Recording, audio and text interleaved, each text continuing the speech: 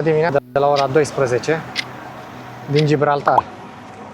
Plecat din Malaga, făcut o oră și jumătate cu mașina, 130 de kilometri, pe autostradă AP, autopista cu taxă, numai tuneluri, foarte liber, viaducte. Costat în jur de 11,50 €, dacă am calculat eu bine în total. Am fost 3 puncte de colectare a taxelor de drum și acum o să mergem spre centrul vechi din Gibraltar. Am parcat în Spania, este o parcare cu plată și am luat-o pe jos către vama, am făcut vama, am arătat buletinul de 2 ori, dar nu s-a uitat atent. Se poate trece cu buletinul, chiar dacă este teritoriul Regatului Unit, deci UK, atâta timp cât ești din Uniunea Europeană. Foarte interesant. Limba vorbită aici este engleza, se plătește cu pounds. Este un pounds asemănător cu cel din UK, cu un raport de paritate aproape 1:1 și ca să intrăm spre centru vechi o să trecem pe pista de la aeroport. N-am mai făcut asta până acum. Eu cred că am mai trecut vama pe jos până acum. Da, suntem pe pista de la aeroport, cum vă spuneam. Stânca Gibraltarului se ridică la 432 de metri, 1392 de picioare. În sine țara are 34.000 de locuitori, destul de puțini. Am văzut că existau și tichete de feribot către Tanger. Tanger este în Maroc, continentul african. Acolo sunt ceva blocuri noi, deci este orașul nou, noi trebuie să o luăm spre orașul vechi, centru vechi. Bate foarte tare vântul aici. Cum e pe pista de aeroport? Mi-a vântul cu totul pe sus. Sus în față văd că e o cetate acolo.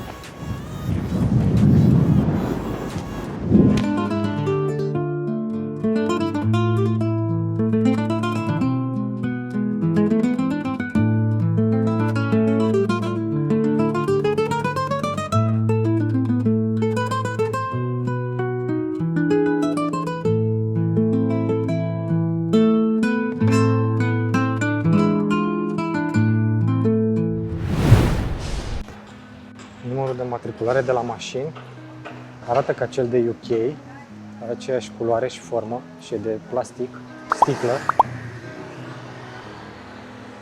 dar are GBZ, să fie diferențiat de Great Britain.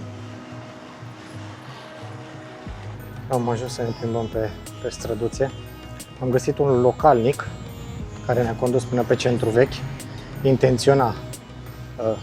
A insistat el să ne aducă, era un om mai în vârstă, nu cred că au fost probleme, însă nu știu dacă era cu British accent sau cu Irish accent, pentru că din 5 cuvinte, dacă înțelegeam unul, era bine. Nu termina cuvintele de pronunțat, nu-mi dau seama. Și ne-a arătat o cale pe niște scări să ajungem de cetate, dar am urcat un pic, dar ne-am răzgândit, era un pic cam dezolant peisajul pe acolo pe sus. Prin urmare o să ne întoarcem pe străduța principală, cea cu magazine, restaurante, cafenele și așa mai departe. O să vă arătăm cum arată. De altfel foarte curat, frumos pe aici.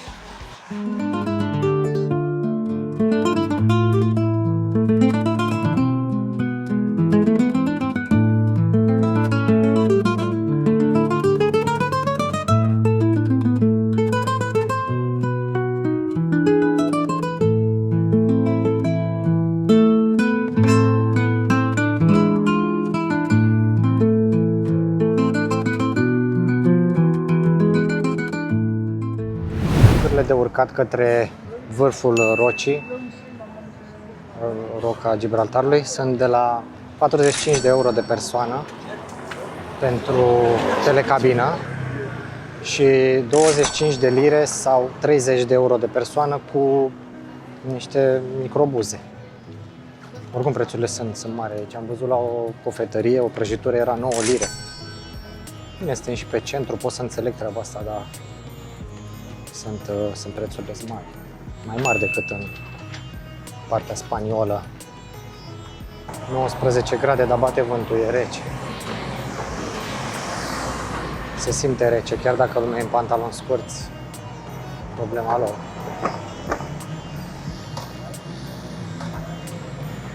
Seamănă cu străduțele de la Bellagio, de la lacul Como.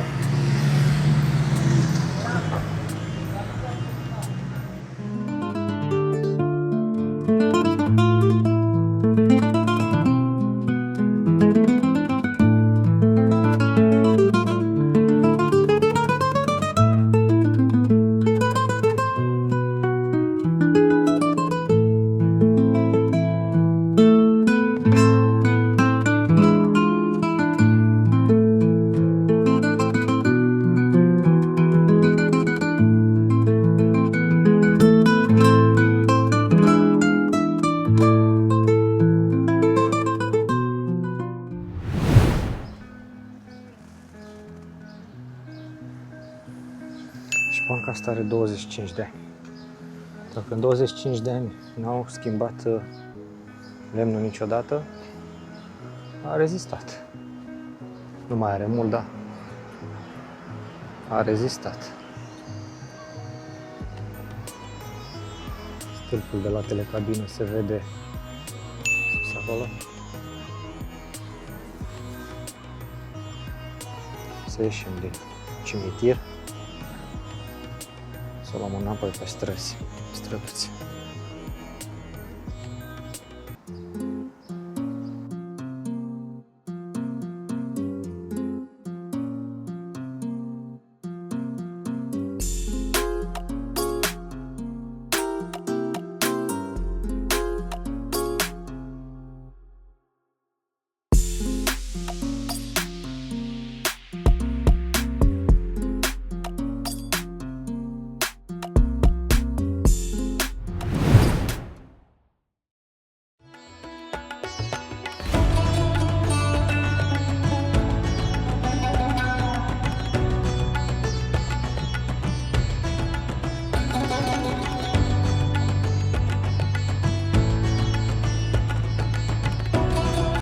Vedeți că am mâncat la indian acolo.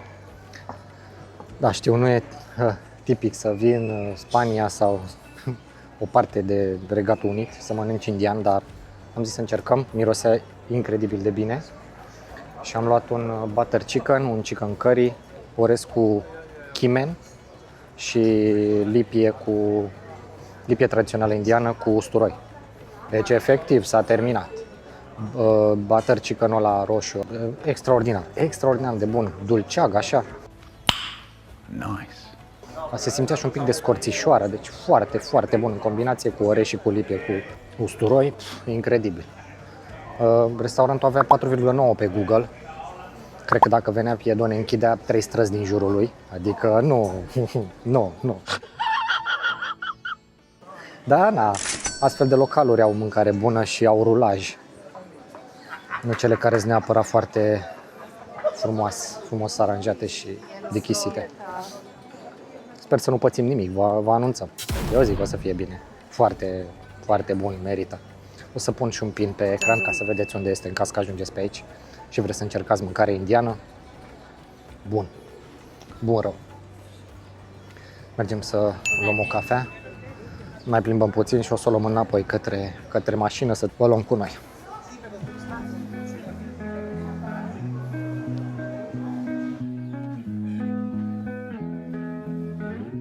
Am luat o cafea la drum, n-am rămas acolo și am luat-o pe Governor Parade sau ceva. O stradă paralelă cu promenada principală. Arată foarte bine, e restaurat totul. Și o să ne îndreptăm către punctul Vamal, punctul de trecere înapoi în Spania. Telefoanele le-am dat pe modul avion ca să nu existe taxare de roaming în afara Uniunii Europene.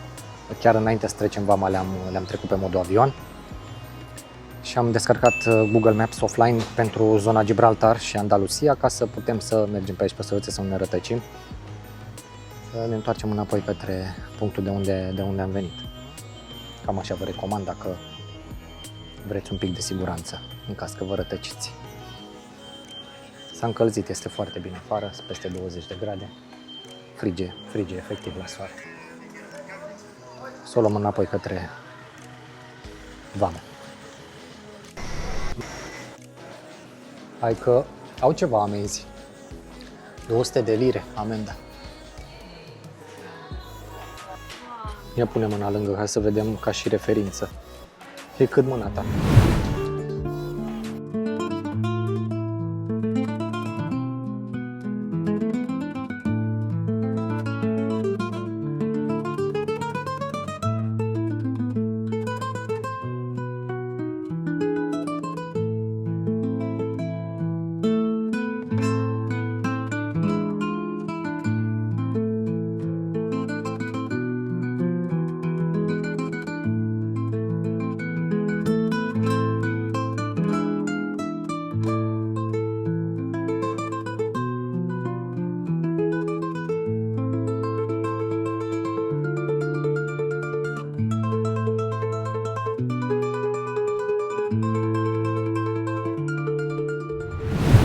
Înapoi de la Gibraltar, mai târziu, pe seară, după ora 6, am găsit loc de parcare.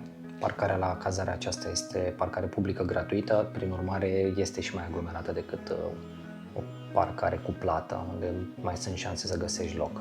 Am venit tot pe pe autopista 7, cred că îi spune, drumul cu taxă. Am plătit cam aceleași taxe și la dus și la întors. Au fost 3 opriri pentru taxe, una de 5,50, 3,60 și 2,30 parcă, o chestie de genul ăsta. Am și alimentat mașina. Benzina aici costă cam între 1,5-1,6 euro, 1,6 și ceva, cam atât.